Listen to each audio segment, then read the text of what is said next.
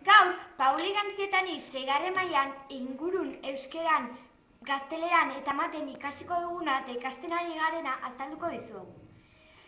Gazteleran lagun bati eskutitza nola idazten den ikasten ari gara. Ingurun berriz, gure gorputza gaiarekin hasi ginen. Eta talde bakoitzak gorputzeko organo ezberdinen hitzaldiak prestatu genituen. Orain berriz, ura gaia ikasten ari gara. Eta bizitzaren sorrerarekin hasi gara.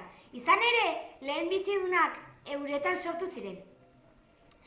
Gai honetan, bibaiaren azterketa eguraldiarena eta munduan uraren eskasia ikusita guk ere zer egin genezaken ikasiko dugu.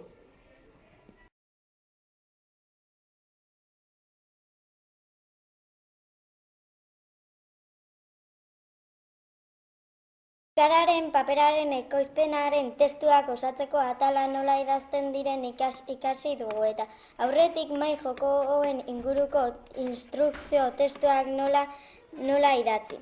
Eta orain pertsonai ospetsuen biografia aztertzen ari gara.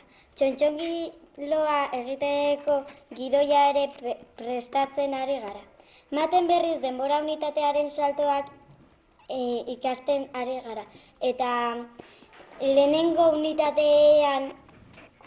unitatean gorputz geometrikoak ikasi genituen.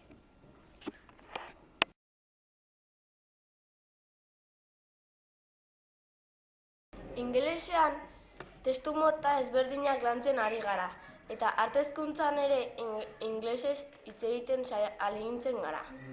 Bertsolaritzan Unai Muñoa etortzen da, 15ean behin. Eta talde bakoitzarekin ordu bat egoten da.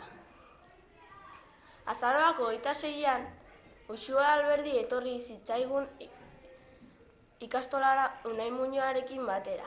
Bertso dibertigarri batzuk abestu zizkiguten, eta guk ere abestu genion bertso batzuk Uxueri.